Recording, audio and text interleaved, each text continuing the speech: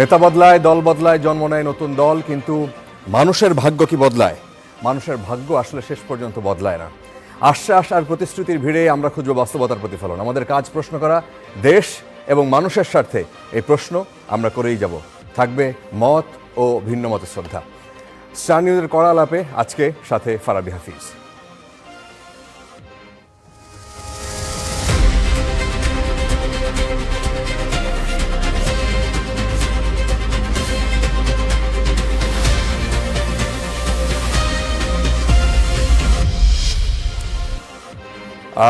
এই পরিচয় করে দিই আজকে অতিথি হিসেবে যারা রয়েছেন আমাদের সাথে কিছুক্ষণের মধ্যে যুক্ত হবেন গণমাধ্যম ব্যক্তিত্ব আব্দুল নূর তুষার, রয়েছেন জাতীয়তাবাদী আইনজীবী ফোরাম এর মানবাধিকার বিষয়ক সম্পাদক সৈয়দ ইজাজ কবির এবং নর্থ সাউথ বিশ্ববিদ্যালয়ের শিক্ষক ডক্টর শিব্বির আহমেদ। আপনাদের দুজনকেই স্বাগত জানাচ্ছি। আরও একজন কিছুক্ষণের মধ্যে যুক্ত হবেন, তাকেও স্বাগত জানাবো। আমরা শুরু করতে চাই, নির্বাচন জমে উঠেছে এখন পর্যন্ত। আজকেও আমি কিছুক্ষণ আগে যখন খবর পড়ছিলাম আমরা দেখলাম ৫-৬টা জায়গায় সহিংসতার ঘটনা দেখেছি, জামাত এবং বিএনপির প্রার্থী এবং বেশ মুখোমুখি। তবে এখন পর্যন্ত সৈয়দ ইজাজ কবির, আপনি যদি একটু যুক্ত করেন। আচ্ছা, আপনার কাছে পরে আসবো, আপনি আগেই বলেছেন যে আচ্ছা প্রশ্ন আমাকে পরে করবেন। আচ্ছা, আপনাকে যদি আমি জিজ্ঞেস করি যে এখন পর্যন্ত নির্বাচন নিয়ে একটা শঙ্কার কথা, আমরা যখনই গণমাধ্যমে যেহেতু কাজ করি, মানুষ সবার আগে জিজ্ঞেস করে নির্বাচন হবে তো শেষ পর্যন্ত। ইদানিং এই প্রশ্নটা এখন কিছুটা শোনা যাচ্ছে না। আপনার কি মনে হচ্ছে একটা সুষ্ঠু, গ্রহণযোগ্য, নিরপেক্ষ একটা নির্বাচন করতে পারবে এই নির্বাচন কমিশন এবং সেই দিকে যাচ্ছে? ধন্যবাদ আপনাকে, আমার সহ-আলোচককে ধন্যবাদ। আমরা দীর্ঘ 15 বছর ফেসিবাদী শাসনের মধ্য দিয়ে একটা দীর্ঘ সময় অতিবাহিত করেছি এবং আমাদের যে একটা রক্তক্ষয়ী জুলাই অভ্যুত্থানের মধ্য দিয়ে নতুন বাংলাদেশ পেয়েছি। আমাদের এখানে আশা আকাঙ্ক্ষার অনেক জায়গা আছে এবং দীর্ঘ 15 বছর তিনটা নির্বাচন, ভুয়া নির্বাচন হওয়ার কারণে মানুষের মধ্যে কিন্তু নির্বাচনে ভোট দেওয়ার বা অংশগ্রহণ করার যে তীব্র আকাঙ্ক্ষা, এটা একটা উৎসবে পরিণত হবে বলে আমি মনে করি। এখন নাম্বার 2 হচ্ছে মানুষের মধ্যে আকাঙ্ক্ষা আছে, ইচ্ছা আছে ভোট দেওয়ার, কিন্তু আমরা সেই পরিবেশটা নিশ্চিত করতে পারছি কিনা। এইটাতে আমি মনে করি যে এখানে নির্বাচন কমিশনের আরও সক্রিয় হওয়া দরকার আছে। প্রথমত আমি বলি, রাজনৈতিক দলগুলোর জন্য এবারের নির্বাচনটাকে স্বতঃস্ফূর্ত করা এবং অংশগ্রহণমূলক করা, নিরপেক্ষ করা, ভয়হীন পরিবেশ নিশ্চিত করার জন্য রাজনৈতিক দলগুলোকে এগিয়ে আসা দরকার। জামাত আর বিএনপি দীর্ঘদিনের মিত্র, প্রায় 2 দশক তারা একসাথে আন্দোলন সংগ্রাম করছে এবং গণতন্ত্রের জন্য সংগ্রাম করছে গত 15 বছর। বিএনপি জামাত দুদলেই তাদের অসংখ্য নেতাকর্মী নিহত আহত হয়েছে। তো এবারে নির্বাচন যদি সুস্থ, স্বাভাবিক, সুন্দর পরিবেশে না হয়, তাহলে তাদের এই 15 বছরের যত আন্দোলন সংগ্রাম, ত্যাগ তিতিক্ষা, এটা কিন্তু ব্যর্থ হয়ে যাবে। ইভেন বিএনপি যদি জিতে যায় কিন্তু নির্বাচন ত্রুটিপূর্ণ হয় এবং নির্বাচন সহিংস হয়, মানুষের মনে ধারণা হয় যে এই নির্বাচনটা নিরপেক্ষ এবং সুস্থ নির্বাচন হয়নি, তাহলে কিন্তু এটা ওই যে আওয়ামী লীগের নির্বাচনের মতোই হয়ে যাবে। মানুষের পারসেপশনে যাবে যে এরা একটা ভুল নির্বাচনের মধ্য দিয়ে, ত্রুটিপূর্ণ নির্বাচনের মধ্য দিয়ে ক্ষমতায় এসেছে। সো এটা কিন্তু বিএনপি জিতে যাবে না, বিএনপি হেরে যাবে। এবং একই কথা জামাতের জন্য, জামাত যদি জিতে কিন্তু নির্বাচন যদি সহিংস হয়, নির্বাচন যদি সুস্থ না হয়, মানুষের পারসেপশনে যদি হয় যে এই নির্বাচনটার মধ্যে আওয়ামী লীগের সময়ে যে নির্বাচন হয়েছে সেগুলোর মধ্যে কোনো তফাৎ নেই, তাহলে কিন্তু জামাত হেরে গেল, কারণ তার এই 15 বছরের গণতন্ত্রের সংগ্রাম ব্যর্থ হয়ে গেল। কিন্তু জামাত, যেমন আজকেও আমির সাহেবের বক্তব্য আমরা দেখছিলাম, কয়েকটা নিউজে আমরা দেখছিলাম এরকম যে চাঁদাবাজি নিয়ে তারা যেভাবে একটা স্টাবলিশড একটা জায়গা তৈরি করতে চায় এবং সেটা পরিষ্কারভাবে বিএনপিকে ইন্ডিকেশন সেখানে থাকে, এবং সেই ন্যারেটিভটা জামাতকে ইচ্ছা করে তৈরি করে নাই, দীর্ঘদিনের যে মিত্র। দেখেন, চাঁদাবাজির ইস্যুসটা যেটা হয়েছে গত 15 বছরে, এই যে আমাদের তরুণ সমাজ কেন বিক্ষুব্ধ হয়েছে, মানুষ কিন্তু ফেসিবাদের উপর অতিষ্ঠ হওয়ার পেছনে যে আমাদের সম্পদ লুটপাট, চাঁদাবাজি, দুর্নীতি, মানুষের মর্যাদা না থাকা, এই এবং দ্রব্যমূল্যের ঊর্ধ্বগতি, এগুলোর উপর মানুষ অতিষ্ঠ হয়ে আন্দোলনে নেমেছে। এবং দ্রব্যমূল্যের ঊর্ধ্বগতির জন্য মানুষ মনে করে এই চাঁদাবাজির কারণেই, পদে পদে চাঁদা দেওয়ার কারণেই আমরা বাজারে বেশি দাম দিয়ে জিনিস কিনতে হয়, পদে পদে চাঁদার জন্যই আমার পরিবহনের খরচ বেড়ে গেছে। এবং 5ই আগস্টের পরে মানুষের মধ্যে এক ধরনের স্বস্তির নিঃশ্বাস ফেলেছে মানুষ যে এবারে চাঁদাবাজি হবে না, এবং জিনিসপত্রের দাম কিন্তু ফল করছিল, আপনি মনে আছে নিশ্চয়ই যে। এবং সেই পরিবেশটা বেশি দিন টিকেনি, অল্প কিছুদিন পরে আবার চাঁদাবাজি শুরু হয়ে গেছে। আপনি বাস স্ট্যান্ডে বলেন বা কারওয়ান বাজারে বলেন, যেমন কারওয়ান বাজারে একজন যুবদল নেতা বলছিলেন যে যারা আগে এটা দেখভাল করতো, মানে চাঁদাবাজি করতো, তারা তো চলে গেছে, এখন তো কাউকে না কাউকে দায়িত্বটা নিতে হবে। তো এভাবে বিভিন্ন জায়গায় রিসেন্টলি যে বিএনপি একজন যুবদল নেতা খুন হলেন মুসাব্বির, ওনার মৃত্যুর কারণটাও পুলিশ বলল যে চাঁদাবাজির ভাগাভাগির কারণে। তার মানে হচ্ছে চাঁদাবাজিটা এতটা প্রিভেইল করছে আমাদের সোসাইটিতে, মানুষ এটাকে অবজার্ভ করছে। সো মানুষের জুলাইয়ের আকাঙ্ক্ষার একটা গুরুত্বপূর্ণ আকাঙ্ক্ষা হচ্ছে যে আমরা চাঁদাবাজি মুক্ত একটা বাংলাদেশ গড়ব। তো আমি মনে করি এটা শুধু জামাত না, বিএনপির এটা এই পদক্ষেপ নেওয়া উচিত। বিএনপি নিচ্ছেও, যেমন তারেক রহমান প্রায় 7,000-এর মতো দলীয় নেতা কর্মীদেরকে বহিষ্কার করেছেন এবং যাদের অনেকের নামে এরকম চাঁদাবাজির অভিযোগও ছিল। আমি মনে করি বিএনপিরও চাঁদাবাজির পয়েন্টটাকে হাইলাইট করা উচিত, শুধু জামাতের না। দুই পক্ষকেই বলা উচিত যে আমরা চাঁদাবাজি মুক্ত, দুর্নীতি মুক্ত একটা দেশ গড়ব।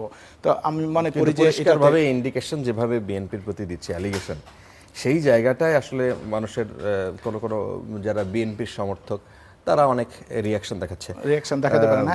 এটার কারণ হচ্ছে ওই যে 5 আগস্টের পরে আওয়ামী লীগের যারা যেখানে চাঁদাবাজি করতো, বাজারগুলো দখলে ছিল যাদের, ওই রিপ্লেসমেন্টটা বেশিরভাগ জায়গাতেই বিএনপির দ্বারা হয়েছে এবং মানুষের পারসেপশন হচ্ছে বিএনপি আসলে এই চাঁদাবাজিগুলো করছে। তো আমার কাছে মনে হয় এই জন্যই হয়তো যেহেতু নিউজগুলো আসছে বিএনপির বিরুদ্ধে, এটা হয়তো এই জন্য বিএনপির কর্মীদের গায়ে লাগছে, খুব স্বাভাবিক হতে পারে। আচ্ছা, একটু কি বলবেন যে নির্বাচন কমিশন যে আচরণ বিধি মানাতে যে সক্ষমতা তার দেখানোর কথা, সেই সক্ষমতা তারা দেখাতে এখন পর্যন্ত পারছে?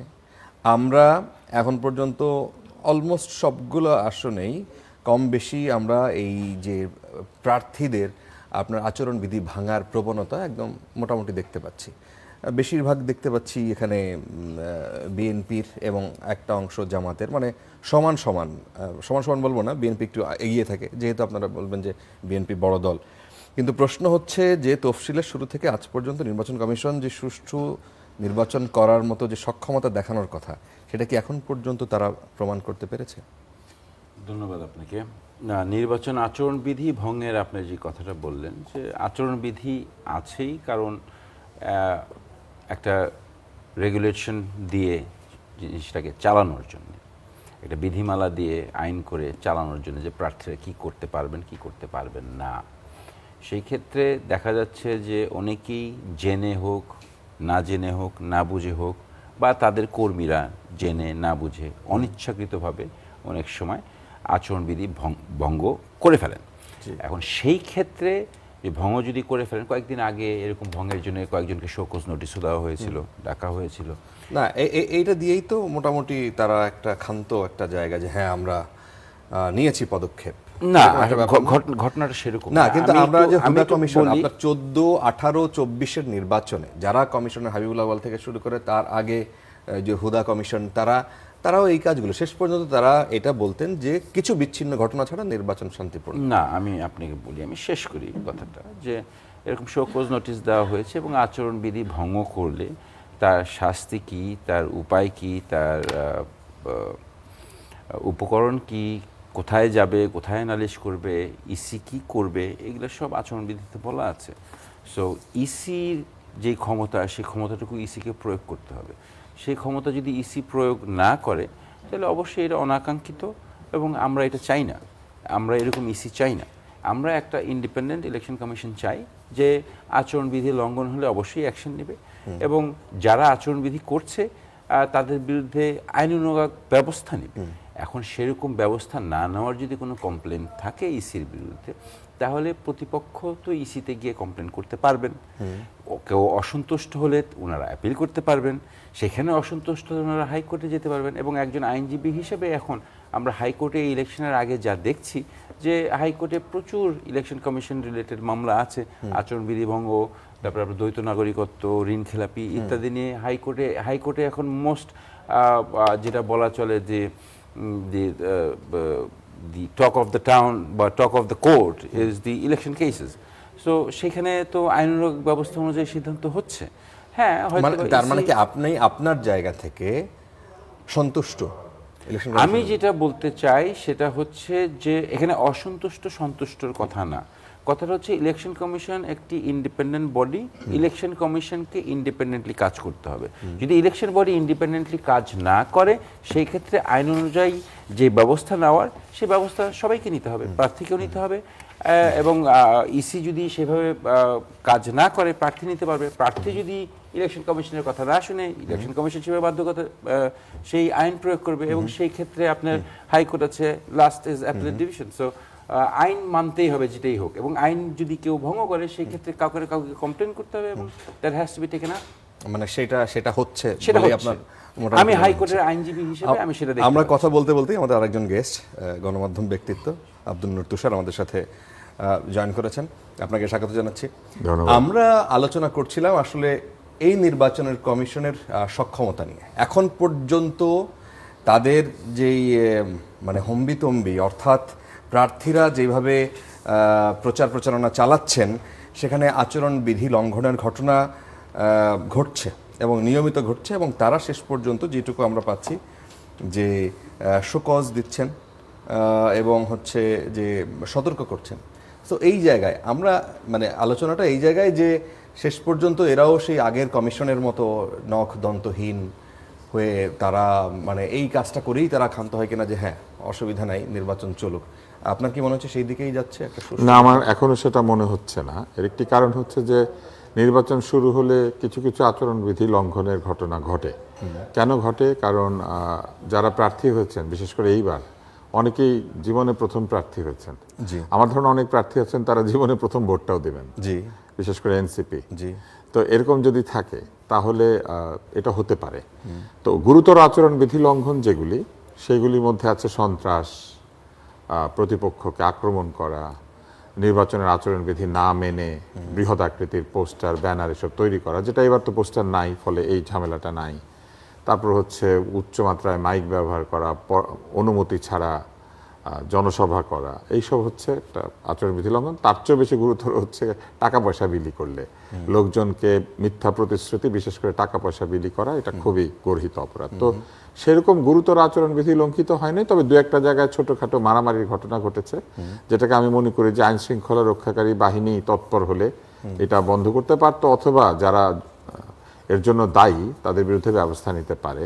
নির্বাচন কমিশনের সক্ষমতা বলেন বা অক্ষমতা বলেন, এর কোনোটাই প্রমাণ করার সুযোগ এই নির্বাচন কমিশন পায় নাই, কারণ তারা কোনো বৃহৎ আকৃতির নির্বাচন আয়োজন করে না। আচ্ছা, তাদের প্রথম নির্বাচন, এবং সেটাই জাতীয় সংসদ নির্বাচন, সবচেয়ে বড় নির্বাচন। আজকে কূটনীতিকদের সাথে তারা যখন বৈঠক করেছে, এবং সেখান থেকে সিইসি বের হয়ে বলেছে যে তারা খুবই সন্তুষ্ট, এবং এখন পর্যন্ত নির্বাচনী যে পরিবেশ তাতে তারা হ্যাপি, এবং একটি সুষ্ঠু গ্রহণযোগ্য একটা নির্বাচন হতে যাচ্ছে বলে মনে করেন। এই জিনিসটা না আমাকে সবসময় ব্যথিত করে। কেন করে? সেটি হচ্ছে যে আমাদের দলগুলি বলে সবার আগে বাংলাদেশ, গর্ব সবাই মিলে বাংলাদেশ, এই ধরনের কথাবার্তা বলে, কিন্তু নির্বাচন ভালো না মন্দ হলো এই প্রশ্নটা জনগণের কাছে না এসে, গণমাধ্যমের কাছে না এসে, তারা বিদেশিদের কাছ থেকে শুনতে চেষ্টা করে, কূটনীতিবিদদের কাছ থেকে শুনতে চেষ্টা করে। কূটনীতিবিদ বোঝে এটা কি একটা লিগেসি না, বা তাদের কাছে এক ধরনের, এটা একটা লেগেসি না, এটা এক ধরনের এন্ডোর্সমেন্ট নেওয়ার একটা পুরনো প্রবণতা। আধিপত্যবাদের বিরুদ্ধে কথা বলে, আধিপত্যবাদকে হটিয়ে দেওয়ার কথা বলে, মনোজগতে যে চেতনার জগতে যে আধিপত্য, সেটা টিকিয়ে রাখার একটা প্রক্রিয়া হচ্ছে এটা। আপনি আমাকে বলেন তো, ডোনাল্ড ট্রাম্প, জো বাইডেন ইলেকশনের সময় তারা গিয়ে খোঁজ নিয়েছিলেন আমাদের বাংলাদেশের রাষ্ট্রদূতের কাছে যে তাদের নির্বাচনটা ভালো হচ্ছে না মন্দ হচ্ছে? ইউকের লোকজন যায়, কানাডার লোকজন যায়, হ্যাঁ, যে বিদেশি কূটনীতিকদেরকে এক জায়গায় করে জিজ্ঞেস করে আপনারা এখনো পর্যন্ত, নির্বাচন কমিশন তাদের গিয়েছিল বা যায়? যায় না। নির্বাচন ভালো না মন্দ হলো এটার একমাত্র সাক্ষ্যদাতাই বলেন আর এন্ডোর্স করার পক্ষ বলেন এটা হচ্ছে জনগণ।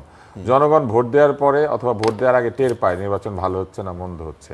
ধরেন সবাই মিলে বলল নির্বাচনটা খুব ভালো হয়েছে, বিদেশিরা আর কি, আর আমরা বুঝলাম যে ভালো হয় নাই, তাহলে কি এটা ভালো নির্বাচন হবে?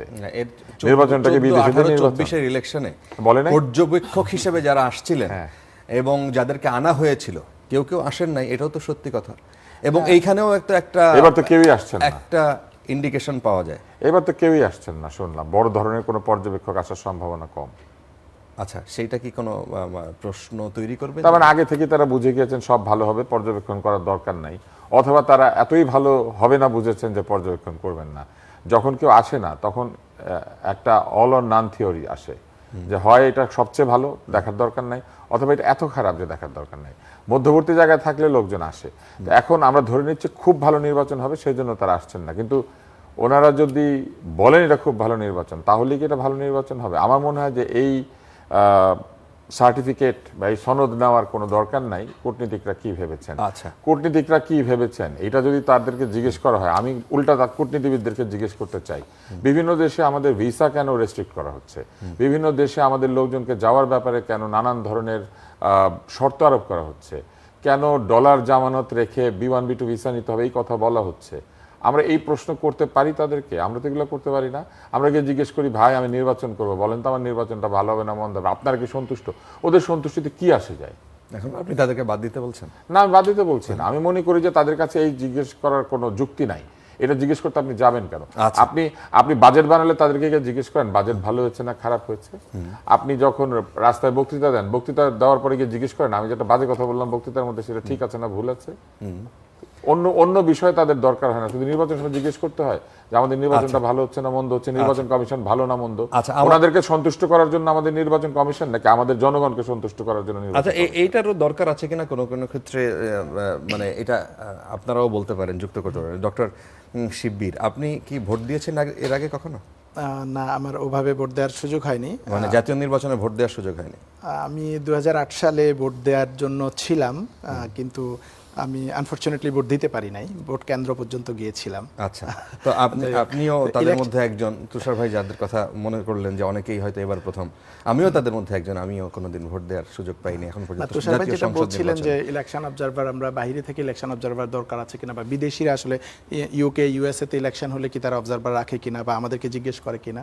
এখানে একটা ব্যাপার কি, ওদের ইলেকশনগুলো, ওদের যে ইনস্টিটিউশনগুলো এটা এতটা ডেভেলপড হয়েছে যে এটা নিয়ে তাদের মধ্যে কোনো ধরনের সংশয় থাকে না। ধরেন ইউএসএতে যদি একটা ইলেকশন হয়, বা ইভেন তুরস্কেও যখন ইলেকশন হলো, আপনি দেখছেন বিরোধীরা হেরে গেছে, কিন্তু হেরে যাওয়ার পরেও বলছে যে না, আমরা নির্বাচনের রায় মেনে নিলাম, কারণ আমার জনগণের প্রতি আমার আস্থা আছে, আমার ইলেকশন কমিশনের প্রতি আমার আস্থা আছে যে নির্বাচনটা স্বচ্ছ হয়েছে, আমি ভোট পাই নাই, আমি হেরে গেছি, দ্যাটস ওকে। তো এইটা ডেভেলপ কান্ট্রিগুলোতে ইনস্টিটিউশনগুলো ওই সক্ষমতাটা অর্জন করেছে এবং ট্রাস্ট অর্জন করেছে ইন্ডিপেন্ডেন্ট থেকে। আমাদের দেশে হয় কি, প্রথমত হচ্ছে যে ইলেকশন কমিশনগুলো অনেক সময় স্বচ্ছ থাকে না, বায়াস থাকে, অনেক সময় থাকে তাদের সক্ষমতা থাকে না, এবং নির্বাচন কেন্দ্রিক যে সহিংসতা আমাদের দেশে হয়, এটা কিন্তু ডেভেলপ কান্ট্রিতে আপনি খুব রেয়ার দেখবেন। তারা ভোট দিচ্ছে, ইভেন অগ্রিম ভোট দিচ্ছে, খুব উৎসবের মতো করে ভোট দিয়ে আসছে, পাবলিকলি ঘোষণা করছে আমি ভোট দিয়ে আসলাম। এই জন্য ওদের দেশে এই আর কারো সার্টিফিকেশনের দরকার হয় না, কারণ ইনস্টিটিউশন ইটসেলফ একটা সার্টিফিকেশন। এখন আমাদের দুর্বলতা হচ্ছে আমরা সেই ইনস্টিটিউশনটা গড়তে পারি নাই। এখন যতদিন পর্যন্ত গড়তে না পারবো ততদিন পর্যন্ত ভাইয়ে ভাইয়ে মারামারি করলে আপনি পাশের বাড়ির চাচাকে ডেকে নিয়ে আসবেন যে আমাদের মীমাংসা করে দেন, অথবা আমরা ঠিক আছে কিনা, কে ভুল করলাম। কিন্তু ভাই ভাই যদি আপনার মিলেমিশে থাকতেন, তাহলে আর পাশের বাড়ির চাচা এসে কিছু বলতে হতো না। আচ্ছা, তুষার ভাই কিছু একটা যুক্ত শোনেন, অ্যাল গোরের নির্বাচনে আমেরিকাতে জেব বুশের যে স্টেট ক্যালিফোর্নিয়া, সেইখানে রীতিমতো কোর্টে যাওয়ার মতো অবস্থা তৈরি হয়েছিল। তো ওদের দেশে নির্বাচন নিয়ে ঝামেলা হয় না? হয়। জো বাইডেনের গত নির্বাচন যেখানে, সেখানে ট্রাম্প শুধু অভিযোগই করেন নাই যে গন্ডগোল হয়েছে নির্বাচনে, তার লোকজন ক্যাপিটলে গিয়ে আক্রমণ করেছিল। ওদের দেশে সন্ত্রাস হয় না? হয় না, ওদের দেশে অবশ্যই সন্ত্রাস হয়, ভালো মতো মারামারি হয়, বহু ধরনের মারামারি হয়, এবং সেই কারণে কিন্তু ওরা কানাডা থেকে পর্যবেক্ষক নিয়ে আসে না। ওদের দেশের জনগণই ওদের এই নির্বাচন সম্পর্কে স্যাটিসফাইড কিনা সেইটা নিয়ে গণমাধ্যম বলে, জনগণ বলে, তাদের অন্যান্য যে প্রতিষ্ঠান আছে তারা কথা বলে। আমাদের দেশে সেই সিস্টেম যারা ডেভেলপ করতে চান তারা কি করবেন? তারা সিস্টেমটা ডেভেলপ করেই দেখিয়ে দেবেন যেটা আমরা করতে পেরেছি। আপনি যদি শুরুতেই গিয়ে জিজ্ঞেস করেন আমাদের দেশে তো হয় না ভাই, আপনি একটু বলে দেন ভাইজান আমাদের নির্বাচন ভালো হচ্ছে, আপনারা সন্তুষ্ট, তাহলে কবে আপনি বদলাবেন? আপনি শুধু সংস্কার করে দেশ বদলাবেন? আপনি আচরি ধর্ম শিখাও নিজেরে। আচ্ছা, এখন ওনারা যখন এই গিয়ে আগের মতোই বলছেন ওনারা সন্তুষ্ট আছেন, ওনারা সন্তুষ্ট আছেন বললেই সন্তুষ্ট, আমি সন্তুষ্ট, জনগণ সন্তুষ্ট, বাংলাদেশের যে নিবন্ধিত রাজনৈতিক দলগুলি তারা সন্তুষ্ট। ওনাদের সন্তুষ্টি নিতে হবে কার কাছ থেকে? কেউ যদি মিষ্টি বিক্রি করে, যে মিষ্টি খায় তার কাছ থেকে সন্তুষ্টি নিতে হয়। মিষ্টি জীবনে যে খায় নাই তাকে কি আপনি জিজ্ঞেস করছেন যে আচ্ছা আমি যে মিষ্টি বিক্রি করি এই মিষ্টি থেকে আপনি মনে করেন আপনি সন্তুষ্ট? ও তো মিষ্টি খায় না, ও কেক খায়। আমরা এখন পর্যন্ত বাংলাদেশে সংসদীয় গণতন্ত্র আসার পরে 91, 96, 2001, 2008 এই নির্বাচনকে গ্রহণযোগ্য বলে বিবেচনা করা হয়। এই পর্যন্ত ওই নির্বাচনের ফলাফল বিশ্লেষণ করে যেটা পাওয়া যায়, 91 সালে আওয়ামী লীগ 30%, 30.8, 96 সালে 37.44, 2001 সালে 40.13। আজকে আমরা খবরে পড়ছিলাম যে বিএনপির এবং জামাতের, যেহেতু আওয়ামী লীগ ভোটে নাই, তাদের ভোটগুলো তো সব হাওয়া হয়ে যাওয়ার কথা না। এখন হয়তো কেউ কেউ আসবেন অথবা আসবেন না, না কি হতে যাচ্ছে, আমি একটু সৈয়দ ইজাজ কবির আপনাকে দিয়ে জিজ্ঞেস করি। এবং তার সেই টানাটানির মধ্যে পরিষ্কার বক্তব্য পাওয়া যাচ্ছে বিএনপি নেতাদের যে আমার দলে আসলে তোমার মামলাগুলো আমি দেখব, আমি দেখতেছি, কিছু হবে না। এই ধরনের বক্তব্যকে আপনারা কিভাবে দেখেন? না, আসলে 5ই আগস্টের পরে এটা সত্য কথা, অতীতের মতো 5ই আগস্টের পরেও অনেক ভুতুড়ে মামলা হয়েছে, এটা অস্বীকার করার কিছু নেই। এটাও সত্য যে আওয়ামী লীগের ভোটার আছে। এটাও আমি ব্যক্তিগতভাবে মনে করি দীর্ঘ আওয়ামী লীগের 17 বছর দেখার পর আওয়ামী লীগের যেই সাপোর্ট সেটা অবশ্যই কমেছে। কত পার্সেন্ট কমেছে এটা এখন ইলেকশন হলে বোঝা যাবে। কিন্তু একই সাথে ওই যে আওয়ামী লীগ করে বা আওয়ামী লীগ ট্যাগ লাগানো বা ইত্যাদি ইত্যাদি টাইপের যেভাবে মামলা হয়েছে, বা কিছু মানুষ নিজেদেরকে হয়তোবা একটু ইনসিকিউর ফিল করছে, সেই জায়গা থেকে যে হ্যাঁ বলা যে দ্যাট আমরা আওয়ামী লীগের মতো না, হব না, এবং we will provide security to every citizen of this country. এখন তুমি আওয়ামী লীগ করো, জামাত করো, যেই করো, যে আমরা মানে আওয়ামী লীগকে বাঁচাবো মানে শুধু আওয়ামী লীগকে বাঁচাবো না। ইটস ইন এ সেন্স, প্রত্যেকটা ইলেকশনে ক্যান্ডিডেট বলবে যে আওয়ামী লীগকে বাঁচাবো, আওয়ামী লীগ, এর মানে এই না যে শুধু আওয়ামী লীগকে বাঁচাবো, সবাইকেই বাঁচাবো। বাট হ্যাঁ, ভোট কিছু কুড়িয়ে নিজের পকেটে আনার একটা টেন্ডেন্সি ডেফিনেটলি থাকবে, কারণ প্রত্যেকটা ভোটই গণনা করা হয় এবং এটাই স্বাভাবিক। তার মানে বিএনপি নেতাদের পলিসি ঠিক আছে, তারা যেভাবে প্রকাশ্যে ধরেন তাদেরকে প্রোটেকশন দেওয়ার একটা আশ্বাস দিচ্ছে। এখানে প্রোটেকশন দেওয়ার আশ্বাস দেওয়া হচ্ছে না, দেওয়া হচ্ছে যে যারা অপরাধ করেছে তাদেরকে অবশ্যই শাস্তির আওতায় আসতে হবে, কিন্তু যারা অপরাধ করেনি তাদেরকে আশ্বাস দেওয়া হচ্ছে যে তোমরা ভীতস্ত হও না, ডোন্ট ফিল ইনসিকিউর। কিন্তু যারা ফৌজদারি অপরাধ করেছে, যারা মানবতা বিরোধী অপরাধের সঙ্গে জড়িত ছিল, তাদের শাস্তি অবশ্যই হবে। তাদেরকে কোনোভাবেই বলা হচ্ছে না যে তুমি মানবতা বিরোধী সাজা কাজ করেও তোমাকে আশ্বস্ত দিলাম যে তোমার কিছু হবে না, না, সেটা অবশ্যই না। আপনি আইনাঙ্গনের মানুষ, আপনি কি বিভিন্ন জামিন বাণিজ্য, যেটা আওয়ামী লীগের সময় আমরা দেখেছি, সেটা 5 আগস্টের পরে হয় নাই, যারা এখানে বিভিন্ন মামলার আসামি ছিল জুলাই কেন্দ্রিক, সেই মামলার আসামিরা এখন বাইরে নাই এবং তারা ভেতরে ভেতরে নির্বাচনের কাজ কোনো সেই ক্ষেত্রে ধরেন যে বিএনপির বিরুদ্ধে অভিযোগ যায় কোনো জায়গায়, যে ভেতরে ভেতরে তারা কোনো জায়গায় দেখা যাচ্ছে তারা স্টেজে উঠে তাদেরকে পাশে নিয়ে বক্তব্য দিচ্ছে। না, দেখেন, জামিন বাণিজ্য বলেন আর যেটা বলেন, এটা ইটস এ পারসেপশন, এটা মনে হয়, এটা হয় নাই, এটা মনে হয়। এখন আদালত অঙ্গনে আইনজীবী হিসেবে আমি এটা বলতে পারি যে অনেকেই জামিন পেয়েছে, আমরা লয়াররা জামিন চেয়েছি, সরকার পক্ষ তাদের গ্রাউন্ডে অপোজ করেছে, আদালত জামিন দিয়েছে। যেখানে সরকার পক্ষ মনে করেছে জামিন পাওয়া ঠিক হয় নাই, সেখানে সরকার পক্ষ উচ্চ আদালতে গিয়েছে, কারো জামিন স্টে হয়েছে, কারো জামিন বহাল রয়েছে। সেটা পুরা আইন অঙ্গনের ব্যাপার। এখানে যে আপনি বলবেন যে জামিন বাণিজ্য হয়েছে, এটা বলাটা খুব ডিফিকাল্ট, কারণ আপনি যদি বলতে চান যে জামিন বাণিজ্য হয়েছে, আপনি কি you have to specifically point it out কিভাবে জামিন বাণিজ্যটা হয়েছে, তাই না? আপনি যদি বলতে চান জজ সাহেব টাকা নিয়েছে, তো সেটা আপনাকে প্রমাণ দিতে হবে। আপনি যদি বলতে চান জজ সাহেব, উকিল সাহেব জজ সাহেবের সঙ্গে লাইন করে না, এখানে কোনো কিছু প্রমাণ করার জন্য আমরা মনে হয় তথ্য উপস্থাপন করতে পারি শুধুমাত্র, কিন্তু এখানে বিচার করবে পাবলিক, যারা আমাদের অডিয়েন্স। জামিনটা হয় সেটা তো রায়ে উল্লেখ করা থাকে কি কারণে জামিনটা দেওয়া হলো। এখন সেখানে জজ সাহেব যদি ভুল করে বা রাষ্ট্রপক্ষ যদি কোনো গাফিলতি থাকে, সেক্ষেত্রে উচ্চ আদালতে যাবে। আচ্ছা, আমি একটু সবার কাছ থেকে শুনি যে আমরা প্রসঙ্গ ছিল আসলে যে আওয়ামী লীগের যে ভোট আছে সেগুলো বিএনপি এবং জামাত বোথ টানার চেষ্টা করছে, তাদের বক্তব্য বিভিন্ন জায়গায় আমরা পাচ্ছি, ভাইরাল হচ্ছে। আপনার কি মনে হচ্ছে সেই ভোট কোথায় যাবে? এই চেষ্টাটা থাকবে রাজনীতিবিদদের মধ্যে, কেননা এটা একটা বিরাট ভোট ব্যাংক, যে ব্যাংকটা এখন নিষ্ক্রিয় আছে, অথবা অনেকেই যারা বিভিন্ন সময় সুইং ভোট দেন, তাদের মধ্যে যারা আগে আওয়ামী লীগকে ভোট দিয়েছেন এমন যদি কেউ থাকে, তাহলে তাদেরকে নিজের পক্ষে টানা। ভোট তো এটাই, আমরা সবসময় মনে আওয়ামী করি লীগ যে- কি আওয়ামী লীগের ভোটাররা কি জামাতকে ভোট দিতে পারে? এইখানে আমি আসছি, তবে যে প্রশ্নটা আপনি করেছিলেন একটু আগে, আপনি দেখেন এই প্রশ্নটার মধ্যে এবং প্রতিশ্রুতির মধ্যেই একটা গভীর দুঃখ লুকিয়ে আছে, গভীর বেদনা লুকিয়ে আছে। সেটা কি? একজন বলছেন যে আমরা যদি নির্বাচিত হই তাহলে যাদের বিনা কারণে অথবা ভুয়া মামলায় অথবা অন্যায়ভাবে আটক করা হয়েছে তাদেরকে আমরা দেখব, অথবা আর কাউকে অন্যায়ভাবে আটক করা হবে না। এই বক্তব্যের মধ্যে দিয়ে প্রথমেই যে সত্যটি প্রতিষ্ঠিত হয় সেটি হচ্ছে মানুষের নামে ভুয়া মামলা হয় এবং অন্যায়ভাবে আটক করা হয়।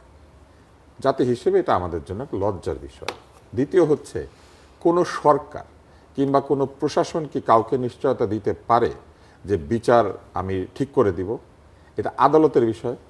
তাহলে তদন্তকারী কর্তৃপক্ষ এবং আদালত কেন এই ভুয়া মামলাগুলি দিয়েছে, নিয়েছে এবং এটা বিচার করছে?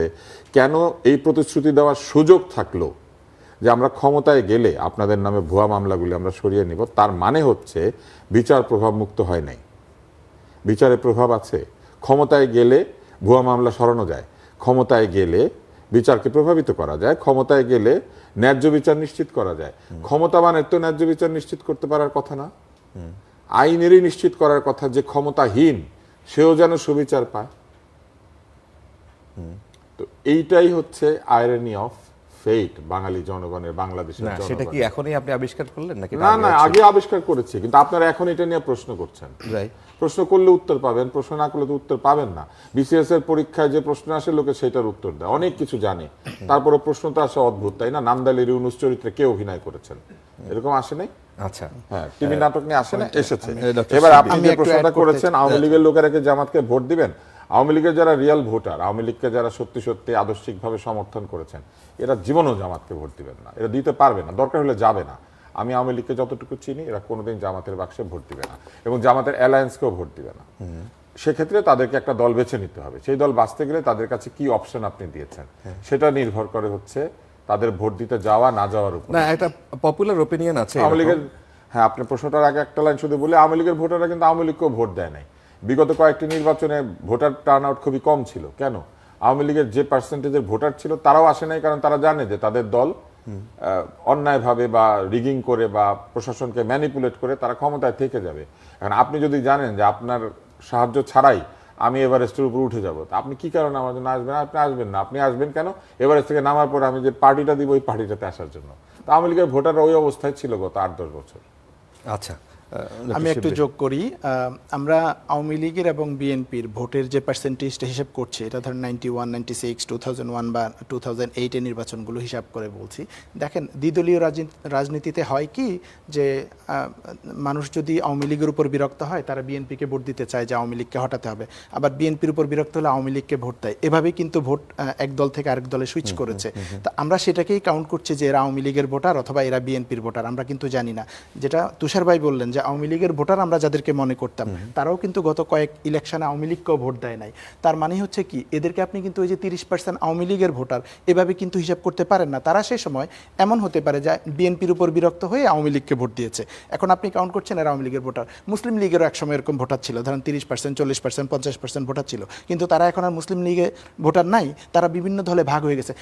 মানুষজন একটা দলকে একটা নির্বাচন বা দুইটা নির্বাচনে ভোট দেয় মানে সে তার কাছে মাথা বিক্রি করে দেয় নাই। পরবর্তীতে যখন সে দেখেছে যে আওয়ামী লীগ পর ইলেকশন রিগিং করছে, ভোট চুরি করছে এবং ফেসিবাদ কায়েম করছে, এখন এই আপনার ভোটারদের বক্তব্য সেই ভোটাররা কনভার্ট হয়ে অনেকেই এখন আর জামাতে আওয়ামী জয়েন লীগের করবে। অনেকেই এখন আর আওয়ামী লীগের ভোটার নাই। গত 15 বছরে অতীতে যারা আওয়ামী লীগে ভোট দিয়েছে তাদের অনেকেই আওয়ামী লীগের উপর অতিষ্ঠ হয়ে হয়তো অন্যান্য রাজনীতিতে চলে গেছে অথবা রাজনীতিই করছে না। এবারে আপনি যদি রিসেন্ট টাইমের যে সার্ভেগুলো দেখছেন, আমি তুষার ভাইয়ের সাথে একমত, যারা আওয়ামী লীগ করে তারা ভোট দিবে না। কারণ শেখ হাসিনাও বলেছে যে তোমরা ভোট বয়কট করো, যেই নির্বাচনে তারা একটা স্লোগান করছে no vote no vote, something like that, যে নৌকা না থাকলে ভোট হবে না। তার মানে হচ্ছে যারা আওয়ামী লীগ করছে তারা আসলে ভোট দিবে না। এবার আপনি আসেন, সম্প্রতি যে জরিপগুলো হয়েছে, অনেকগুলো জরিপ হয়েছে, সেই জরিপগুলোতে ভোট দিবে না এরকম মানুষের পার্সেন্টেজ হচ্ছে, আমি আরেকটা টকশোতে বলেছিলাম, এরকম মানুষের পার্সেন্টেজ হচ্ছে 2 to 3%। হাইয়েস্ট কোনোটাতে 5%-এর মতো ভোট আসছে। এরাই মূলত এদের একটা অংশ মূলত আওয়ামী লীগের ভোটার, যারা যেহেতু আওয়ামী লীগ নেই তারা ভোট দিবে না। সো বেসিক্যালি এখানে আওয়ামী লীগের ভোটার আসলে 2-3%, বেশি হলে 5% যারা ভোট দিবেন। আর বাকি যারা ভোটার এরা আসলে দেশের ভোটার, যখন আওয়ামী লীগকে ভালো লাগছে আওয়ামী লীগকে ভোট দিয়েছে, এখন আর আওয়ামী লীগকে ভালো লাগে না, তারা হয়তো বিএনপি বা জামাত যে কোনো দলকে ভোট দিবে। তো আমি মনে করি বিএনপি এবং জামাতের মধ্যে যে কম্পিটিশনটা হচ্ছে আওয়ামী লীগের ভোটার জন্য, এটা একটা ভুল প্রসেস।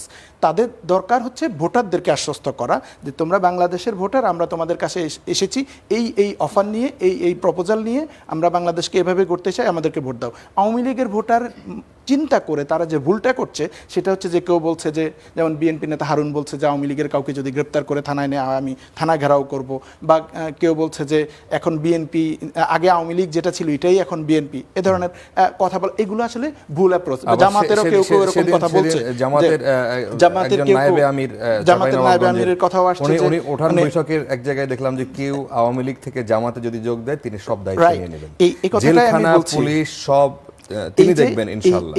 এই যে কথাটা বলছেন যে আমরা আওয়ামী লীগের লোকজনের দায়িত্ব নিব, তার মানে তাদেরকে সিকিউরিটি দিব, সিকিউরিটি দেওয়ার কথা ইজাজ ভাই যেটা বলছেন রাইট, সব নাগরিককে সিকিউরিটি দিতে হবে, কিন্তু আলাদা করে আওয়ামী লীগের কারো সিকিউরিটি দিব তার মানে হচ্ছে যে আমি কোনো অপরাধীকে সিকিউরিটি দিতে কথা বলছি। যদি তুষার ভাই যেটা বলছেন ভুয়া মামলা হলে সেটা তো দুঃখজনক, ভুয়া মামলা হওয়া উচিত না, বা হলে সেটা প্রতিবিধান করা উচিত। কিন্তু আপনি যদি এটা বলেন যে তোমরা অপরাধ করে আসছো, এখন যদি আমার সাথে আসো তাহলে আমি তোমাদের গার্ডিয়ান হয়ে গেলাম, আমি তোমার দেখভাল করব, এই যে ভুল অ্যাপ্রোচে বিএনপি এবং জামাতের কেউ কেউ করছেন, এইটা একটা আমি মনে করি তারা বাস্তব অবস্থা না জানার কারণে এটা করছেন।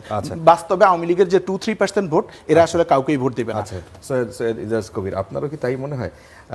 আমি যদি একটু যুক্ত করি যে হারুনুর রশিদ সাহেব চাঁপাইনবাবগঞ্জের, তিনি তার কথা অনেক কোট করলেন যে আওয়ামী লীগের নেতাদের কয়েকজনকে পাশে বসিয়ে তিনি ওপেন এইভাবে প্রচারণা চালালেন। গোপালগঞ্জে দেখলাম আমরা বিএনপির প্রাথমিক মনোনয়ন গোপালগঞ্জ 2 সদর আসনের প্রার্থী কে এম বাবর, তিনি গোপালগঞ্জের মানুষের কাছে মুক্তিযুদ্ধের পক্ষে শক্তি হিসেবে ধানের শীষকে তিনি এগিয়ে রাখতে চান এবং সেইভাবে আশ্বাস দিচ্ছেন। এখন এইটাকে মানে এইটাকে আপনারা কিভাবে দেখেন? না, এখানে আমরা বলতে যদি দল বুঝান সেটা এক জিনিস, আর প্রার্থীরা কি করছে মাঠে সেটা আরেক জিনিস। এখন প্রার্থীরা এক এক সময় এক এক ধরনের কথা বলে থাকে। দলীয়গতভাবে কিন্তু এরকম কোনো কথা আসেনি, বা কেউ দলীয়গতভাবে কোনো এরকম কোনো আশ্বাস বা কথা বলা হয়নি। প্রার্থীরা তাদের নিজ নিজ এলাকায় ভোট আনার জন্য অনেক সময় অনেক ধরনের বেফাস কথা বলেন, অনেক ধরনের অনেক সময় কথা বলেন, এক এক প্রার্থী এক এক রকম।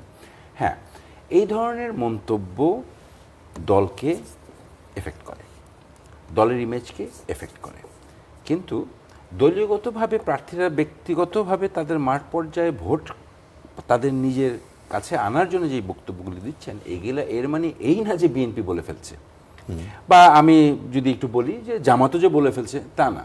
বাট হ্যাঁ, মোটা দাগে অনেক কিছু আছে যে ভোট চাওয়ার জন্য বিএনপি আওয়ামী লীগ অনেক কিছুই করছে, পলিসিগত দিক অনেক কিছু দিক করছে। সেই দিকগুলি যদি আপনারা বিবেচনা করেন তাহলে সেটা পুরো ভিন্ন আঙ্গিক। আপনাদের প্রার্থীরা কি বললো না বললো সেটাতে কিছু আসে যায় না। এখন জনগণ আসলে ভোটটা দিবে কাকে, আওয়ামী লীগের ভোটটা যাবে কোথায়, এগুলো আসলে ইলেকশনের আগে না বলা সম্ভব না। আর আমি যেটা বললাম একটু আগে যে আপনার এই 17 বছরের এই ঘটনার পর আমি বিশ্বাস করি যে অবশ্যই আওয়ামী লীগের ভোট কমেছে, কিন্তু ভোট নাই হয়ে যায়নি তা না। কারণ শিবির ভাই যেটা বললেন যে সর্বোচ্চ হয়তো বা ভোট দিবে না, যেটা আপনার ইয়েতে সার্ভেতে আসছে যে 2-5%, তা আমি যদি 10% যদি ধরি, তো তাহলে আওয়ামী লীগ 10% আছে, তো বাকিগুলি সুইং ভোটার হয়ে গেছে, বা হয়তো আওয়ামী লীগ আছে ভোট দিবে না। কিন্তু রাজনৈতিক ইকুয়েশনে আমি ব্যক্তিগতভাবে আমার মতামত হচ্ছে, রাজনৈতিক অবজারভেশনে, যে আওয়ামী লীগের ভোট যে জামাতে পড়বে না, আমি ব্যক্তিগতভাবে তা মনে করি না। তার জামাতে পড়বে কেন পড়বে এটাও দেখেন, কতগুলি when you are in politics or you're in diplomacy or overall considering the geopolitics, you have to connect some dots, you have to read in between lines. কি ডটকে কানেক্ট করতে পারেন এখানে? আমার কাছে যেটা মনে হচ্ছে সেটা হচ্ছে যে দেখেন, জামাত অলরেডি, আমি যদি এই আপনার সনদ শহীদ থেকে নিয়ে যদি শুরু করে দেখি, যে আমার ব্যক্তিগত মতামত সেটা হচ্ছে যে ইনিশিয়ালি জামাত এবং আরও অনেক দলীয় জোট ভেবেছিল যে এই জুলাই সনদে হয়তোবা সামহাও বিএনপি চটে যাবে, রেগে যাবে, বয়কট করবে, এটা হবে না। এটা যখন হয়নি, বিএনপি যখন সামাল দিয়ে একমত হয়ে চলে আসছে। তারপরে আসলো পিআরের ইস্যু। বিএনপি কি একমত হয়ে মানে হা ভোটের পক্ষে বা একমত হয়ে? এইখানে কিছু কথা বলতে হবে, আমাকে বলতে দেন। তো পিআরের ইস্যু আসলো, পিআরের ইস্যুর পরে লেটেস্ট যে ইস্যু আসলো যে জামায়াতে আমির বলল ইলেকশনের পরে সরকার গঠনের আগে কিছু কথা বলতে হবে। আবার আপনার হা আর না ভোট নিয়ে যেটা আমি নিজে বিএনপির হয়ে বলতে চাই যে বিএনপি সংস্কারের পক্ষে হাতে আসবে, কিন্তু আমি নিজে আবার ব্যক্তিগতভাবে এই যে 84টা দফা এবং 4টা প্রশ্নের একটা উত্তর, এইটা নিয়ে আমি পার্সোনালি একটু কনফিউজ। হ্যাঁ, বাট আমার দলীয় অবস্থান হচ্ছে যে হ্যাঁ বিএনপি রিফর্মের পক্ষে, সো বিএনপি হ্যাঁ ভোটে যাবে এবং বিএনপি হ্যাঁ ভোট চায়। সো ওই জায়গাটা একটা। এখন আমি যদি করি আপনার ডাকসুর হিসাব যদি দেখি যে সাধারণ লেবাসের ভিতর থেকে যেভাবে শিবির বের হয়ে আসলো, আবার আপনার আগে ইলেকশন না পরে ইলেকশন, আগে হ্যাঁ ভোট না পরে না ভোট, ওখানকার ছাত্রলীগের ছেলেরাও শিবিরকে ভোট দিয়েছে, তাই না সেটা বলছি না, ধোঁয়াশা একটা আছে। ছাত্রলীগের দিয়েছে কি দেয় নাই কি, আমি যেটা বলতে চাচ্ছি যে ছাত্রলীগ এখন শিবির না শিবির এখন ছাত্রলীগ, এটা বোঝা বড় মুশকিল। বিএনপিতে আসলে কয়জন শিবির বসে আছে এটাও বোঝা বড় মুশকিল। হ্যাঁ, বাট কোশ্চেনটা আমার মনের প্রশ্ন যেটা, সেটা হচ্ছে যে হ্যাঁ এই যে জামাতে ইসলাম যে ইঙ্গিতটা দিচ্ছে যে ইলেকশনের আগে এবং ইলেকশনের পরে এবং সরকার গঠনের আগে আমি একটা কথা বলবো। এই আজকে পত্রিকা দেখলাম যে 10 দলীয় জোট সরকার গঠন করলে জাতীয় সরকার গঠন করবে। এটা কিন্তু ভোটারদের কাছে মেসেজ না, এটা কিন্তু পলিটিক্যাল পার্টির কাছে মেসেজ। তো আমি যেটা মনে করি, I take this message as a যে ওনারা জানে বা মানে বোঝানোর চেষ্টা করতেছে যে লোক ইলেকশনে ওনারা যাবে না, এটা খুব ভালো করে জানে। বা ওনারা আমাদের নেতা তারেক রহমান দেশে আসার পর ওনাদের মনস্তাত্ত্বিক যে অবস্থাটা দাঁড়িয়েছে, সেখান থেকে ওনারা হয়তো মানসিকভাবে একটা হার মেনে নিয়েছে যে হ্যাঁ আমরা যেরকম ভেবেছিলাম ওরকম হবে না। সেই জায়গা থেকে ইলেকশনটাকে একটা ডাউটফুল করার জন্য একটা সৃষ্টি, এবং আমি মনে করি যে আন্দোলন করার যে একটা চেষ্টা বা প্রয়াস, যা প্রিপারেশন, সেই জায়গাটা আমার মনে হয় জামাত সেই জায়গাটাতে নিয়ে রেখেছে। এবং সেই জায়গাটাতেই আমার মনে হয় বিএনপি যদি ভোটে ক্ষমতায় আসে, সর্বপ্রথম চ্যালেঞ্জ সেটাই হবে যে সরকারের বিরুদ্ধে সেই 91 থেকে 96-এর ম্যাডাম খালেদা জিয়ার সরকারের বিরুদ্ধে যেরকম অহেতুক আন্দোলন করা হয়েছিল, সেরকম একটা অহেতুক আন্দোলনকে কিভাবে প্রোটেক্ট করা যাবে সরকারকে, সেই জায়গা থেকে আমি গতদিনও এই প্রশ্নটা করেছিলাম। তুষার ভাইকে দিয়ে শুরু করি যে একদম ডিরেক্ট তিনি যেভাবে বললেন যে জামায়াত একরকমের ইকুয়েশনে ছিল, তাদের একরকমের প্রস্তুতিও ছিল মানসিকভাবে, তারা হয়তো একটু ভেঙে পড়লেও পড়তে পারে, তা কবির ভাই যেভাবে বলছিলেন। আপনি যদি একটু যুক্ত করেন যে যদি সব ঠিকঠাক হয়, নির্বাচন হয়, সুষ্ঠু হয়, ভোট হলো, যেভাবে চলছে একটা ভালো নির্বাচনের দিকেই যেতে পারে, সেই ক্ষেত্রে কি হতে পারে? বিএনপির কয়টা আসন, জামাতের কয়টা আসন হতে পারে? নির্বাচন নিয়ে এই প্রেডিকশন করা আসলে সম্ভব না। আপনার কি মনে হয়? এটা হয় না কখনো, এটা আরো 10-12 দিন পরে বোঝা যাবে। কিন্তু নির্বাচনটা ভালোর দিকে এগুচ্ছে, এর আগে আমাদের মনে রাখতে হবে নির্বাচনটা শুরুতেই খারাপ হয়ে গিয়েছে। এর কারণ হচ্ছে শরীফ ওসমান হাদির মতো একজন স্বতন্ত্র প্রার্থী গুলিবিদ্ধ হয়ে নিহত হয়েছেন, এবং এই বিষয়টি সুরাহা হয় নাই আসলে। ফলে এই নির্বাচনের শুরুতেই আমরা একজন প্রমিজিং প্রার্থীকে হারিয়েছি, যিনি ইন্ডিপেন্ডেন্ট ছিলেন, স্বতন্ত্র। রাজনৈতিক পরিচয়হীনতা ছিল তার, কিন্তু আদর্শহীনতা ছিল না। এখন এরকম একটি হত্যাকাণ্ড দিয়ে যে নির্বাচনের তফসিল ঘোষণার পরের দিন আমরা আমাদের নির্বাচনের যাত্রা শুরু করেছি, নির্বাচনটা শুরুতেই একটু ধাক্কা খেয়েছে। কিন্তু নির্বাচনের দিন আসলে ঠিক হবে যে নির্বাচনের প্রসেসটা ভালো হলো কিনা, এবং এরপরও নির্বাচন খুবই সাকসেসফুল হলো কিনা। কোথায় গিয়ে নির্বাচন সাকসেসফুল হয়? দুইটা জায়গাতে। একটা হচ্ছে যদি সবাই মিলে নিঃসংকোচিত্তে ভোট দিতে আসতে পারে, ভয় ভীতি প্রলোভন এবং সব কিছুকে জয় করে নিজের রায়টা দিতে পারে। আর এরপরে যারা ভোটটা গুনবেন তারা সততার সাথে ভোটটা গোনেন এবং নিজেদের পছন্দ অপছন্দের ঊর্ধ্বে গিয়ে যিনি বিজয়ী তাকেই বিজয়ী ঘোষণা করেন। আনফর্চুনেটলি আমার বহু জায়গাতে মনে হয়েছে এই জায়গাতে এখনও আমরা নিরপেক্ষতার যে পুরো চিত্রটা সেটা দেখতে পাচ্ছি না। কেন পাচ্ছি না? কারণ এরই মধ্যে আমরা দেখেছি দায়িত্বশীল ব্যক্তি বলেছেন সব কিছু পরিকল্পিত আছে, ইংরেজিতে বলেছেন। তারপর বলেছেন যে এই ওয়েল প্ল্যান্ড যে অবস্থাটা, তার মধ্যে তরুণরা নির্বাচন করছে এবং তাদের মধ্যে অনেকেই জিতবে এবং তাদের মধ্যে কেউ কেউ মন্ত্রীও হবে।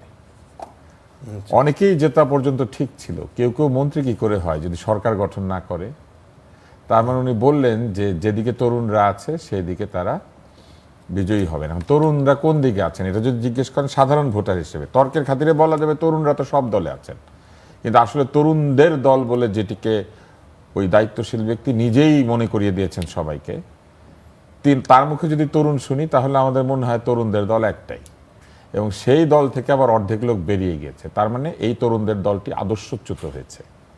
নির্বাচন হওয়ার আগেই তরুণরা তরুণদের সাথে বিরোধ করে একটি দল বেরিয়ে গিয়েছে, একটি অংশ আরেকটি অংশ নির্বাচন করছে। এবার আপনি যদি আমাকে জিজ্ঞেস করেন, আমি স্ট্যাটিস্টিক্সে বিশ্বাস করি না। আমার সবসময় মনে হয় যে যেভাবে স্ট্যাটিস্টিক্সকে ম্যানিপুলেট করতে চায় পরিসংখ্যানকে, পারে চাইলে পরে। সেই তরুণদের ফলে দলের এরকম একটা প্রমিনেন্ট 2-4 জনের কথা যদি মেনশন করে বলেন যে তারা কয়টা seat সেরকম একটা স্ট্যাটিস্টিক্স আছে যে 70% ভোটার বিএনপিকে ভোট দিবে, যারা ভোট দিতে আসবে। এটা যেমন আছে, আবার এটাও কিন্তু আছে আওয়ামী লীগের ভোটার মোটেও 5% না। আওয়ামী লীগ তার জন্মের শুরু থেকে এখনো পর্যন্ত জীবনে কোনোদিন 20%-এর নিচে ভোট পায় নাই। অতএব এটা বললে হবে না যে আওয়ামী লীগের ভোটাররা সব হঠাৎ করে 5% হয়ে যাবে। তাহলে আপনি ওটাই আস্থা রাখতে চান ওই জরিপের উপরে? না না, আমি ওই জরিপের উপর আস্থা রাখতে চাই না। আমি ট্রেন্ড ফলো করছি, আমি তো জরিপ করি নাই। ভোট তো জরিপ না, যা ভোট হয়েছে বাংলাদেশে, আসল ভোট নকল ভোট যাই হয়েছে, কোথাও আওয়ামী লীগ এবং বিএনপি 20%-এর নিচে ভোট পায় নাই। বিএনপির জন্মের পরে আওয়ামী লীগও পায় নাই। অতএব এইটা বললে হবে না যে ভোটার নাই। ভোটার আছে, কোথাও আছে, এবং তারা ভোট দিবে কি দিবে না সেটা একটা প্রশ্ন। এখন আপনি জিজ্ঞেস করেছেন কে কত আসন পাবে, কে কত আসন পাবে, এইটা বিবেচনা করার চাইতে আমাদেরকে প্রথমে বিবেচনা করতে হবে যে আসলে কে কেমন প্রার্থী দিয়েছে। আচ্ছা, আপনার কাছে কোনো প্রেডিকশন আপনি করতে চান? আমি প্রেডিকশন ইলেকশন নিয়ে করতে চাই না, তবে আমি এইটা বলতে চাই যে তরুণরা যেভাবে নির্বাচনে বিজয় আশা করেছিলেন সেটা তারা পাবেন না, কারণ তারা আদর্শচ্যুতির নমুনা একটাও দেখিয়েছেন। পাবেন না? পাবেন, কিন্তু যেভাবে আশা করেছিলেন। একসময় আমরা শুনেছিলাম তারা 300 আসনে প্রার্থী দিবেন, তারপরে বলেছিলেন যে পথে বিএনপি উৎপন্ন হয়েছে সেই পথে বিএনপি চলে যাবে। তারপরে তারা জামাতকে কঠোরভাবে সমালোচনা করেছিলেন, বলেছিলেন যে জামাতের এই নাই সে, মানে বিশাল সমালোচনার তালিকা। এখন তো কিছুই গোপন থাকে না, শুধু জামাত গুপ্ত থাকতে পারে, কিন্তু হ্যাঁ, কিন্তু দীর্ঘদিন গুপ্ত থাকতে পারে। এবং আওয়ামী লীগের নির্বুদ্ধিতা এটা আরেকটা প্রমাণ। কিন্তু আমি যে জায়গাটাতে ছিলাম যে আদর্শচ্যুতির পরে আপনি যদি ভোটারদের কাছে গিয়ে বলেন যে আমাকে ভোট দেন, তাহলে আমার মনে হয় যে তারা যে ধরনের সাড়া পাবেন ভেবেছিলেন সেটা পাওয়ার সম্ভাবনা তাদের কমে গিয়েছে। আচ্ছা, তুষার ভাই আওয়ামী লীগের নির্বুদ্ধিতা বলতে কি বোঝাতে চান? হ্যাঁ, কারণ আপনার ঘরের মধ্যে মনে করেন একজন লুকিয়ে আছেন, আপনি তার সাথে 16 বছর রাজনীতি করতেছেন, তাকে নিয়ে ঘুরতেছেন ফিরতেছেন, আপনি বুঝেন নাই যে সে আপনার দল করে না। তাহলে মানে আওয়ামী লীগ, আপনি কি বোঝাতে চাচ্ছেন যে আওয়ামী লীগ যদি বুদ্ধিমান হতো তাহলে আসলে তাদের পতন এত তাড়াতাড়ি হতো না? যে কোনো বুদ্ধিমানের পতন কেন হবে? বুদ্ধিমান হলে ভোট দিত, ভোট দিলে গণতন্ত্র থাকতো, গণতন্ত্র হলে হ্যাঁ, আপনি যখন ভোট দেন আপনি নির্বোধকে ভোট দেন না বুদ্ধিমানকে ভোট দেন? তা আপনিও ভোট দিলে তখন বুদ্ধিমানকে ভোট দিতেন। বুদ্ধিমান হলে ওরা হয়তো আরো 5 বছর টেনে নিয়ে যেত। না না, 5 বছর টেনে নিয়ে যেত না। যে বুদ্ধিমান, না না, এইটা কি জানেন, এই যে এগুলো হচ্ছে, বুঝছেন, এগুলাকে কি বলে? এগুলাকে বলে হচ্ছে একটা বই আছে, এটা আপনিও পারলে পড়েন, যে how to win in any debate. না না, এই যুক্তিটা কেমন যুক্তি আমি আপনাকে বলি। যদি কেউ বুদ্ধিমান হয়, না, যদি কেউ বুদ্ধিমান হয় সে কি করে? বুদ্ধিমান কি করে? আপনার মনে আছে? না না, আমি এটা বলি নাই, আপনি এটা বলতেছেন। আপনি বলতেছেন, আপনি আমার কথা মিস ইন্টারপ্রিটেশন করছেন। আমি আপনাকে বুঝাই বলি। আপনার মনে আছে বুদ্ধিমান হন, ঠিক কাজটি করুন, এটা ছিল জন্ম নিয়ন্ত্রণের স্লোগান। আচ্ছা, কোন সময়? আপনার তখন জন্ম হয়নি। হ্যাঁ, এর সাথে আসলে বুদ্ধিমান হন, ঠিক কাজটি করুন। বুদ্ধিমান হলেই লোকে ঠিক কাজ করে। আওয়ামী লীগ যদি বুদ্ধিমান হতো তাহলে ঠিক কাজ করতো, ঠিক কাজ করলে দেশে নির্বাচন হতো। নির্বাচন ঠিক আছে, তাহলে পয়েন্ট ঠিক আছে, কিন্তু আপনি যখন ওই যে বলছেন আমাদের হাতে সময় একদম আমরা শেষ করে আসছি, নির্বোধের মতো কাজ করে। আচ্ছা, প্রশ্ন ওইটাই, আপনার সেম, আপনার কোনো প্রেডিকশন আছে কিনা? না, আমি প্রেডিকশন করতে চাই না, তবে ভোট যেটা আমরা আলাপ করছি যে আওয়ামী লীগের ভোট কোন দিকে যাবে, যদিও আমি মনে করি না এটা আওয়ামী লীগের ভোট। আমি মনে করি দেশের নাগরিক তারা তাদের যে পছন্দনীয় প্রার্থী আছে, যারা আছে এক্সিস্টিং, তাদেরকে ভোট দিবে। তো যদি ধরেও নিই যে অতীতে যারা আওয়ামী লীগকে ভোট দিয়েছে তারা আওয়ামী লীগের ভোটার, এরা এবার কোন দিকে যাবে? এইটা তুষার ভাই যেটা বলছেন যে তারা কখনোই জামায়াতে ভোট দিবে না, আমি ইজাজ ভাইয়ের সাথে কিছুটা একমত যে এই ভোট জামায়াতে বিএনপি দুই দিকেই যাবে। এটা কেন? কারণ ক্যাম্পাসের ইলেকশন ইলেকশনগুলোতে আমরা এটা দেখেছি। যেমন আমরা এক সময় প্রেডিকশন দিয়েছি যে নারীদের ভোট কোনো দিনও জামায়াতের ঘরে যাবে না, কিন্তু ক্যাম্পাসের ইলেকশন সেটা ভুল প্রমাণ করেছে যে তরুণদের ভোটের ক্ষেত্রে। এবং জরিপগুলোতে আমরা সেটা বুঝে উঠতে পারে না কাকে দিতে হ্যাঁ, এটা তরুণরা যদি বুঝে উঠতে পারে নাই বলেন তাহলে এটা ভুল জাজমেন্ট হবে, ডাকসু কি দেশ চালায় ভাই? ভুল জাজমেন্ট হবে। আপনার বাস্তব মালিক সমিতির ইলেকশনে, জাতীয় ইলেকশনে না, জাতীয় ইলেকশন ডাকসু কি দেশ চালায়? এই তরুণদের পারসেপশনটা, এই তরুণরা তো এই দেশেরই নাগরিক, এরাও ভোটার। আপনি যেমন 5টা ক্যাম্পাস ইলেকশন হয়েছে, এখানে যদি আপনি 10,000 করে চিন্তা করেন, 50,000 বা 1 লাখ মানুষ এখানে ভোট দিয়েছে। 1 লাখ মানুষ তো এই সমাজ থেকে বিচ্ছিন্ন না, বরং এই সমাজের সবচেয়ে সচেতন গ্রুপ এদেরকে বলতে হবে, গ্রাজুয়েট লেভেলের স্টুডেন্টরা। তো এদের এরা কিন্তু তরুণ সমাজের প্রতিনিধিত্ব করে, মানে এদের যে আচরণ বা রাজনৈতিক বিহেভিয়ার, মানে জাতীয় নির্বাচন এরকমই এই ফলাফল আমার কাছে মনে হয় এটা ডেফিনেটলি হবে, কারণ এরাই তো সমাজের প্রতিনিধিত্ব করছে। এরা তো বাইরের কেউ না যে এরা একটা বিচ্ছিন্ন গ্রুপ, এরকম তা না, এরা তো সমাজেই বসবাস করে, এদের পরিবার আছে, এদের মা বাবা আছে, ভাই বোন আছে, এরা তো ইলেকশন করছে, ইলেকশনে ভোট দিবে, জাতীয় ইলেকশনেও ভোট দিবে। তো আমি মনে করি এই চরিত্রটা আমরা ন্যাশনাল ইলেকশনেও দেখতে পারি। প্রশ্ন আছে ভাই আপনার কাছে, জি শিওর। আমার যদি করা উচিত না? না, এই যে এই ইলেকশনগুলিতে আপনি সারা জীবন উপস্থাপক ছিলেন, হ্যাঁ, এই ইলেকশনগুলিতে যারা কিনা একেবারে শূন্য ভোট পাইলো, মানে সংসদে দাঁড়ালে জামানত বাজেয়াপ্ত হইতো, এদেরকে জামাত কেন সাথে নিছে? এইটাই যদি হয় আগামী নির্বাচনের ফলাফল, তাহলে 200-250 ভোট পাবে। এটা জামাত বলতে পারবে ভালো যে এরা কেন। দেখেন, জোটে যখন আসে মানুষ তখন তো শুধু, যেমন বিএনপি মনে করেন এমন অনেক দল, বুঝতে পারছেন তো এই নির্বাচনের ফলাফল আর জাতীয় নির্বাচনের ফলাফল এক না। কেন জোটে ধরেন বিএনপির সাথে অনেকে জোটে আসছে না, যাদের হয়তো ওয়ান ম্যান শো, জামানত বাজেয়াপ্ত না। এই আপনি যখন মানুষ ঐক্যবদ্ধ হয় তখন পারসেপশনটা হয় কি, যে সারা দেশের এতগুলো দল একসাথ হয়েছে একটা কজে, একটা পরিবর্তনের দাবিতে, সংস্কারের পক্ষে, তার মানে হচ্ছে এখানে একটা ঐক্যবদ্ধ শক্তি হিসেবে তারা এটাকে দেখে। তো ভোটের পার্সেপ্টন, আপনার সুইং ভোটার যারা আছে তারা দেখবে যে ও এতগুলো দল একসাথ হয়েছে, তাহলে এদের এই কজটাকে পরিবর্তনের পক্ষে আমি ভোট দিই, এই পারসেপশনটা ক্রিয়েট হবে। সবগুলো ইসলামী দল যদি একসাথ হয়, মানুষ মনে করে অনেক ইসলামী দল আছে, একজনই হয়তো মানুষ। আচ্ছা, তার মানে মোট কথা দাঁড়াচ্ছে যে মানুষের মধ্যে একটা পারসেপশন মোট কথা দাঁড়াচ্ছে আপনি প্রেডিকশন প্রপার না করলেও আপনার কাছে মনে হচ্ছে যে ছাত্রদল যেভাবে ভরাডুবি হয়েছে ক্যাম্পাসগুলোতে আমি সেরকমই প্রেডিকশন হবে। করছি না, কিন্তু আমি যেই জরিপগুলো রিগোরাস মেথড ফলো করা হয়েছে, আমি সবগুলো জরিপ ফলো করেছি। আমি নিজে ক্যাম্পাসগুলোতে জরিপ করেছি ইলেকশনের আগে, এবং বাংলাদেশে একমাত্র আমি সেই ব্যক্তি যে হচ্ছে বাংলাদেশের ইতিহাসে প্রথম কোনো ইলেকশনগুলোকে প্রিসাইজলি প্রেডিক্ট করতে পেরেছে। আমি ডাকসু, যোগসু, চাকসু, রাকসুতে প্রেডিকশন দিয়েছি, ইভেন পার্সেন্টেজ পর্যন্ত, যে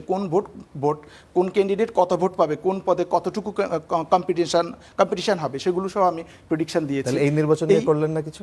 এই নির্বাচন নিয়ে আমি অল্প কিছু কাজ করছি, ফান্ডিং নাই আমার, সো আমি করছি না। কিন্তু আমি যেই সার্ভেগুলো হয়েছে সেগুলোর মধ্যে আমি ফলো করেছি, যেগুলো রিগোরাস মেথড ফলো করে হয়েছে, আমি এগুলোতে দেখেছি, যেমন IRI এর সার্ভেটা, ইউএসের যে ইনস্টিটিউশনটা, এবং ইনোভেশনের যে সার্ভেটা, ইনোভেশন দুটো সার্ভে করেছে, সানেম করেছে, প্রথম আলো করে, ব্রাক করেছে, এই সার্ভেগুলো আমি দেখেছি। আমার প্রেডিকশন হচ্ছে যে জামাত বিএনপির ভোটের পার্থক্য 5% অ্যারাউন্ড হতে পারে, 30-35।